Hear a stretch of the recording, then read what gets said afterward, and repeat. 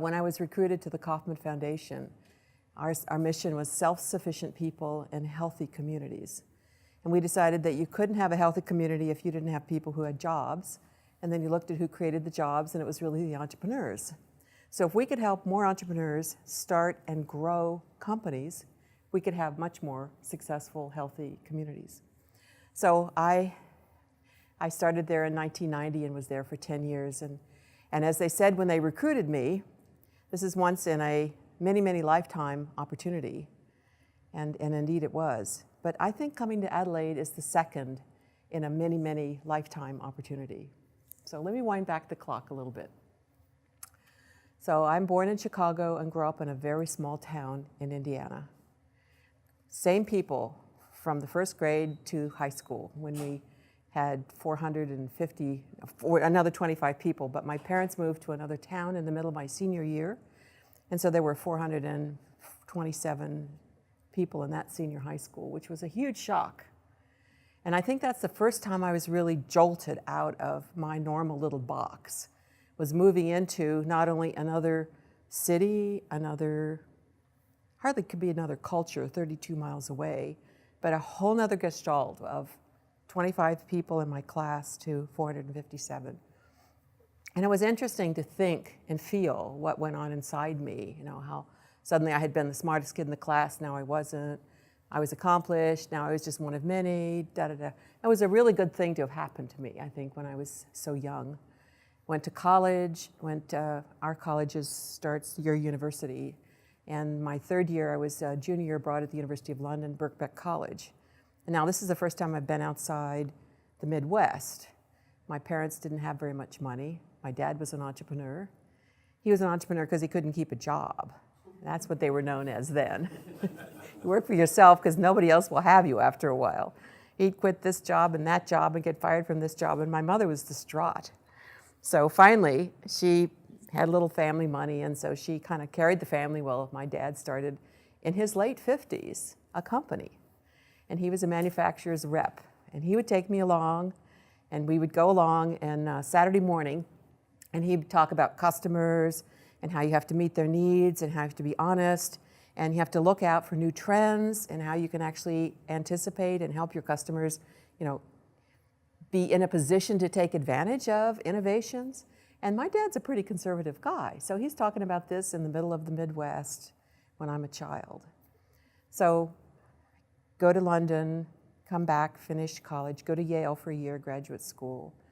And so, I sort of did the things that you normally do, put your first husband through graduate school, and then went into university administration, and went from an area of 54 areas, one area of responsibility to 54.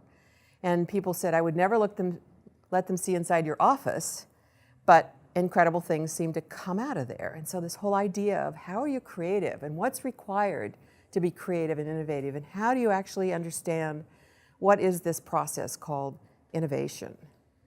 So I went from there to Arthur D. Little, which is a technology consulting firm, was one of a very few senior women, and went from there to Harvard, got my doctorate.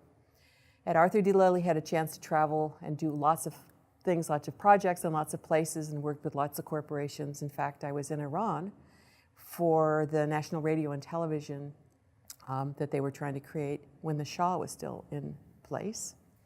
And I discovered all kinds of things about how you make sure that you get money in the till, and that is that you sell airplane tickets one time only, and if you don't take your airplane ticket, you lose it. You have to charge them for a second airplane ticket. All kinds of things that would lead people not to be innovative because there's not enough freedom and flexibility and porousness in the boundaries.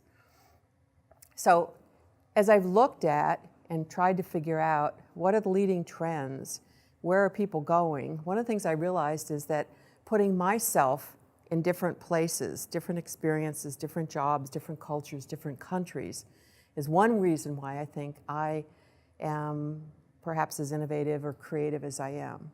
Second is education. So exposure, experience. Education is another.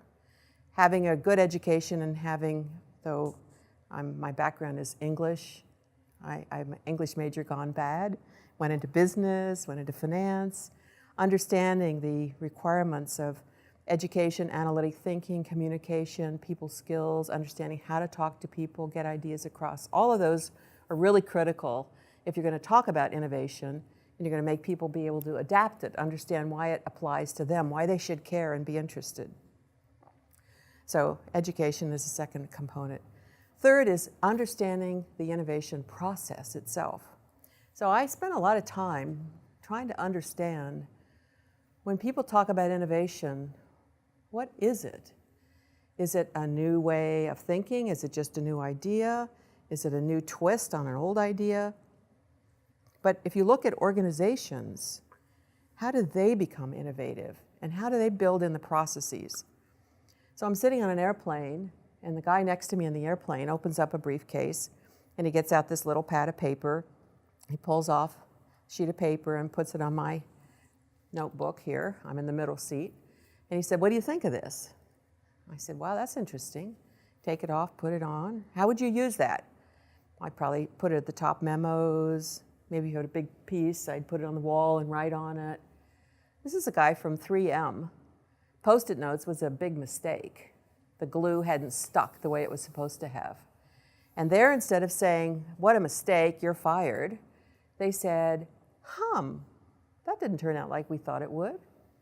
Wonder what we could use this for." And so they were out doing market research with all kinds of potential customers, as in the person who sits next to you on the airplane, asking me how I would use this. So they, in a way, they had a solution in search of a problem, in a way, just like a lot of companies that come to me have. But nevertheless, they were doing market testing with customers before they went ahead and developed a whole line of products.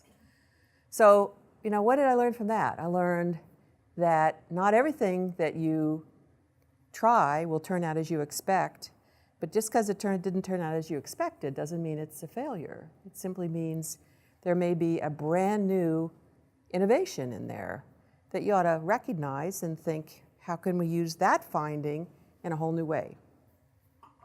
So it's a curiosity and it's a willingness to say, that didn't turn out as we thought. What can we learn from that? So it's a frame of mind in terms of innovation, a way of looking at what's happening to you in the world and stepping back and both analyzing and extrapolating from that about what could happen. I guess the other point is just understanding how you manage innovation. So I did a lot of work with large corporations.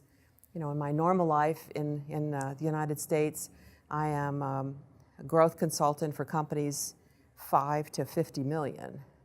So coming here to Adelaide to do this startup stuff is not only outside my normal comfort zone, but outside my where I've done all the research. So I've tried to take all the stuff that I learned and extrapolate it backwards to create a program then that will enable other companies, young companies, to learn some of this stuff faster so they can be more innovative and commercialize their innovations quicker. So what did I learn from companies? Well, the first is that there's a whole set of processes that I call the fuzzy front end. And that's really what's happening in our accelerator. They're doing market trends, they're looking at changes in people's behavior, they're looking at aging population, and they're looking at new technologies that are coming in, and they're trying out all kinds of new ideas. And on the fuzzy front end, you're sort of observing what's going on, you're curious, you have education, you have experience, whatever it is, you have a basket that's sort of collecting these ideas, and you're looking at them and you're throwing them out. You're going, this one doesn't work, this one won't make money, this one's too hard to do, this one we don't have the capabilities, this one we don't have the staff. But there are a couple that are filtering through. So then you get to the point of, well, let's see whether or not anybody likes this 3M product. Let's take it out and ask a few people. So we try that. Maybe we find, this set of people, the people who are working in universities, let's say, they're the first early adopters. They'll take that idea and go forward. Then you say, well, then how do we build a business plan around that? How do we actually build a business that will enable people to actually use that, pay money for it? And if we were then to get to the point of discovering who is the client, customer, what's the profile, then how do we build the back end of that to actually manufacture and deliver it? So this is the fuzzy front end where it's not at all clear, but as you're trying, experimenting, testing, talking to customers, looking at what your own capabilities are in your own firm, you get to the point where, aha, I think we have something. Then, once you have something, then you figure out, now how do we build it, scale it, and get it to customers? Management on this end, the fuzzy front end, is very much of asking questions. How do you know that? How can I clear away the debris? And happiness is a breakthrough. Management on the back end, not that at all. Management on the back end is, now that we've figured it out, how do we scale it? How do we stay on budget? How do we stay on timetable? How can I clear away all the underbrush so you can keep going? And how do we get this to the customer, provide good customer service, and have a win? So there, happiness is not a breakthrough. Happiness is delivering on time and on budget and having a happy customer. So the management of that is way different. So when people talk about, oh, managing innovation, so it's like, well, what kind of innovation? Way different skills, way different kinds of people, way different kinds of education and experience. So let me take an example of real life now. I'm in Adelaide. I've come to direct a program called Innovyz Start. Innovyz Start is an accelerator. What's an accelerator? It's a 13-week program. You take in companies who have 2 or 3 people who are willing to quit their jobs and come work on an idea that they think has potential to be commercialized and successful. So they come in with their team, and we have a space, sort of, you know, like the top floor. We're on level 9 too. We take down the whole floor. And we have a big open room where they have carols, where they sit with their teams. They work out ideas. And a bunch of meeting rooms where they go off and they meet with their teams, with their mentors, with me, and we work through all of these issues that I just mentioned. So they come in and I'm looking at this and I'm saying 2 things. Interesting, so I'm going to be interviewing you and we're going to have a Skype call. You have an interesting idea. So we have a Skype call and you tell me what it is, and you've already given me a video about you and the team. And let's pretend you're Singa. Let's pretend you're Yisoft. You're Yang Zhen, who came here from Beijing, got his master's at University of Adelaide, and his partner is Eric. So he and Eric met on the bus. They're both going on the bus to work, and they realized they're both reading computer magazines in Chinese. So they have an affinity for each other, right? So what are you doing? What are you doing? And they start talking on the bus rides back and forth for 3 or 4 years. And they think, wouldn't it be great if we could do an app which would enable people to sing? Wouldn't it be great if we could have an app that you could sing with anybody in the world? You could do karaoke with anybody in the world. What a great idea.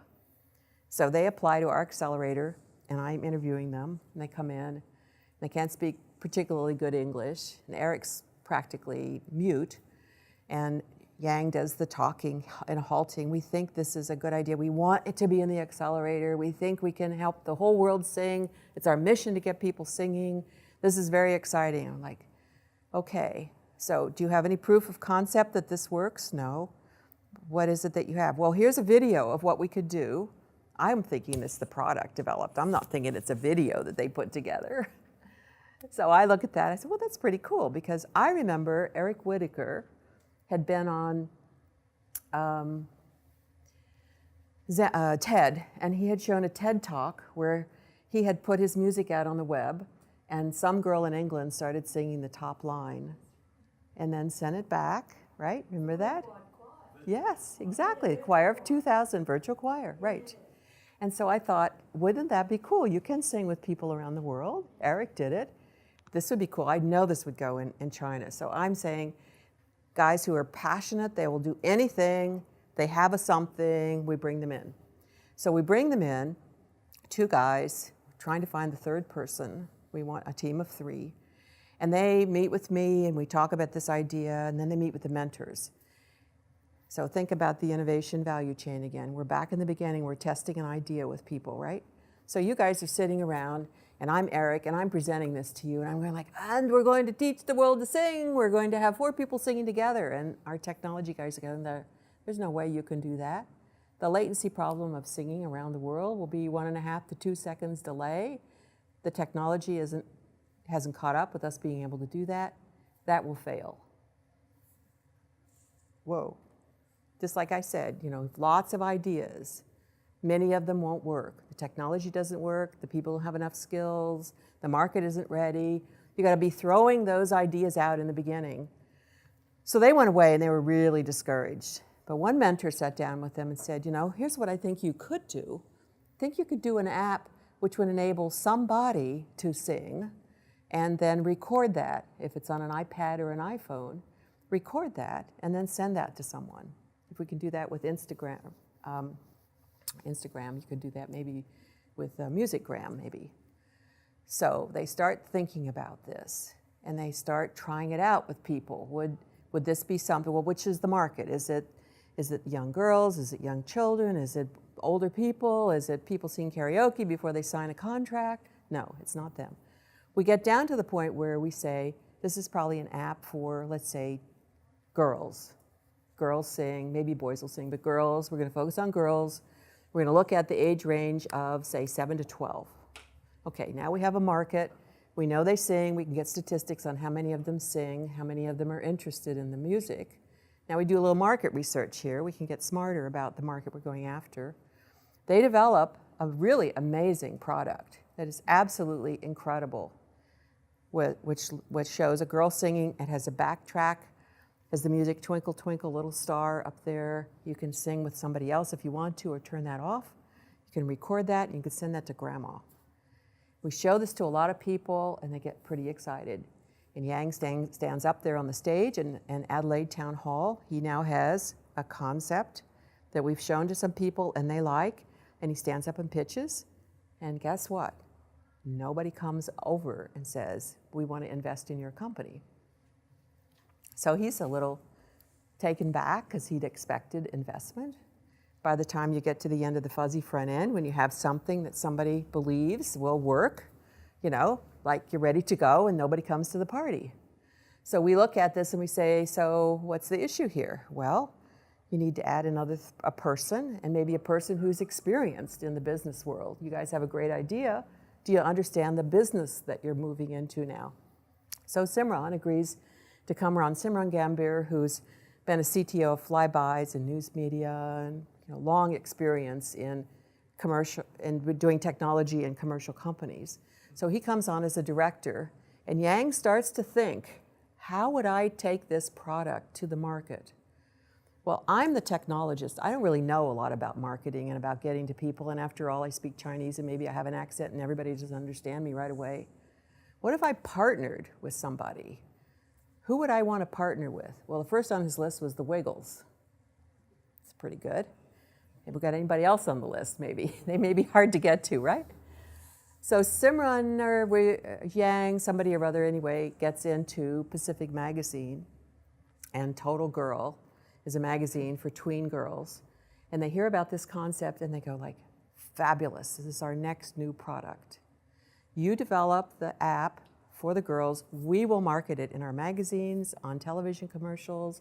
We need new products, we can market your product. You design it according to our specs, and we'll promote this for you. This is a marriage made in heaven now, because he can concentrate on his technology while he then partners with somebody to do the marketing to taking it to customers. So they now have launched on September 21st.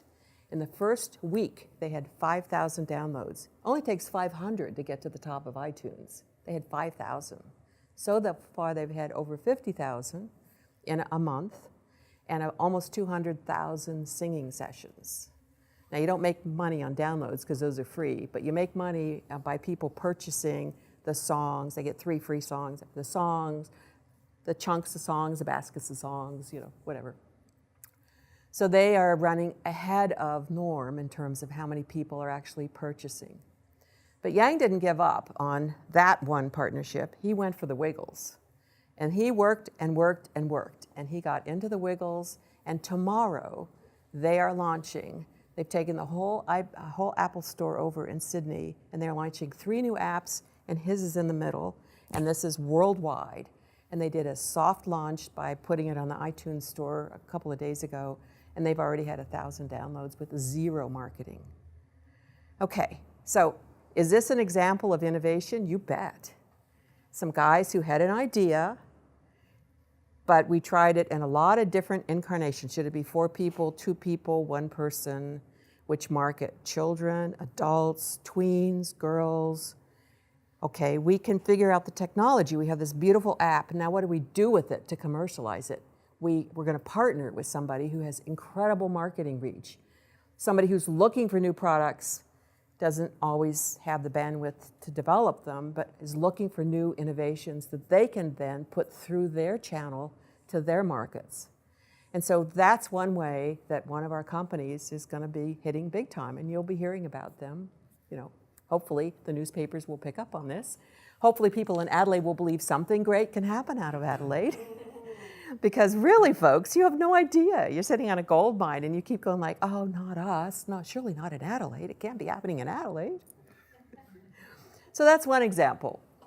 Second example is why I was late a few minutes, was working through a company that 3 people from Perth, they happen to be 2 Danes and a Norwegian. For whatever reason, they all landed in Perth and they still have very heavy accents. They've all been involved in healthcare and monitoring healthcare and IT systems around healthcare. In fact, one was in charge for Denmark of all the IT related to healthcare.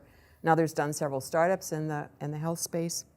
And a third is a woman who's a software engineer, and she's very concerned about her own personal health. She still plays soccer in her late 40s and football and all that stuff. And they said, if we could help people monitor their health, wouldn't this make it possible for them to change their behavior? If they knew they were, you know, their blood pressure was higher, then there's some things you can do. But yourself, you don't have to go to the doctor and take medication. So the idea was, how do we help in preventative care? The solution that, the problem we're solving is, how do we help people prevent all those trips to the doctor by actually being able to self-monitor and self-manage their health?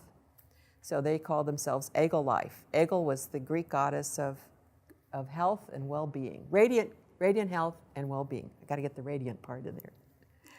So here they are. All right, this is a great concept. So how do you collect that data? Well, you can do this with these little things, these little instruments that you wear. You can collect, someday you can collect by pedometers that people use. Obviously, health, you know, blood pressure, coughs, and all that kind of stuff. So all of those are instruments that are out there that they could bring together a dashboard that collects all that information and then feeds it back to you in terms of how you're doing. So that sounds good from a technology perspective, but how do you get somebody, first of all, to want it? And secondly, how do you get somebody to use it? And third, pay attention to whatever the results are and change the behavior. So this is a discussion we were having today. So do we partner with the Crows? Because those guys are interested in monitoring their health and they have a financial reason for doing that? Do we then have that partnership inform the products that we select? In other words, the product that we develop by starting with the customer in mind and developing with them, which is how I normally suggest doing it, not like Yang did, which was develop the whole thing and then, do you want it? Usually I say develop this with your partner, with somebody that you think would be a customer. So there's that slice, or here we have pregnant women who could monitor how many times the baby kicks and, you know, whatever their temperature is by this little gauge, and keep track of this for 9 months and be able to see if they're in the normal zone or whatever, or send this to their mother or their friends, or look at this, a baby kicked 20 times today, whatever that means. And then they would have experience using this and then maybe continue using this the rest of their life. Or talk about this with their friends. Is that the dispersion? Is that the marketing plan, where you get a small group who has a reason to use it, have them use it for 7 or 8 months until it becomes a habit? So the issues are adoption of the innovation. We figure out what it is to commercialize. Well, the adoption depends then on, if that's what it is, then we develop an app, and then we develop these sensors that feed into that. So they're way back in the concept development stage, and we have 10 days before they're going to stand in front of investors at Demo Day in Adelaide Town Hall. And it's sort of, what are you going to present that's a viable idea that you can commercialize, that you can see what the return on that investment would be, that you can get somebody interested in investing in your company? And I left them in my office to try to answer those questions. Because at this point, it could be this, and it could be this. And if it's this, then it's this. And if it isn't this, it's this. And I said, that's fine. but you're going to be sleeping in the street if you can't figure this out, because you won't have any money, and you'll be like that guy when I leave at 2 in the morning who's homeless sleeping in front of that door. So the issues of deciding what is the innovation and how do you commercialize it, and what's the value chain that you put it through where you add value at each step of the way, is part of the process that we're trying to teach them. And each of the 10 companies has a different journey to take, a different set of questions to ask, a different set of markets. And I'm telling you, it's wicked hard to do this job. Because if I were just putting all those little things through an assembly line, and getting them out the door and presenting them party ready for investors, that would be easy. But they all come in at different stages, with different markets, with different technologies, with different needs, with different places on the value chain where we add more value to try to get them to the point where they are commercializable innovation. Once they leave and get investment, then they went off and we started with the next class. And then we sort of said, how you doing? Well, pretty well. What do you mean pretty well? Well, it's not as exciting as when we were in the Accelerator because we don't have anybody else around. It's kind of lonely out here. We're sort of like slowing down a little bit. So we brought them back in something called the Bridge program. Anybody who had gotten investment, we brought them in and we put them in the back end of the room. We had, everybody's crowded together now. So we have 11 companies, 6 new ones in the start and 5 from the Bridge. And they're going through this process again of, mentors coming in, a lot of heavy questions from Jana, a lot of demo day preparation, and then be on the stage for demo day.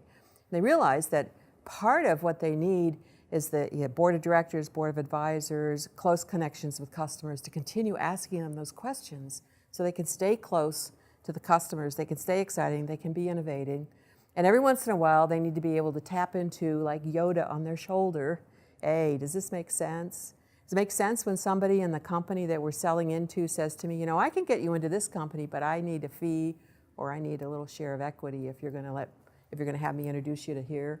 And they're like, no, you shouldn't do that. That's not a good idea. Just the reality check of having somebody who's experienced in business who can help them as they're starting to grow.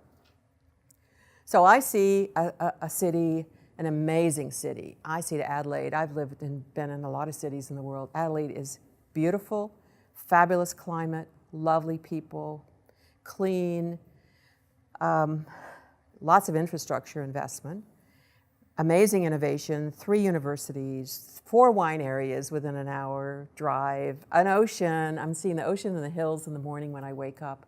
I mean, this is good life. So if you talk about quality of life as something that breeds a lot of innovation, we've got that. What I don't see that we have is people who understand how to actually commercialize that and grow the companies. What's involved in growing the companies? What's required to take a product to the market and understand the channels and the price points and push it through to customers? What's required to understand which of these legislation, taxation, regulation, other stuff in the world, exchange rates, all the stuff that's going on that I can't control, but I need to monitor?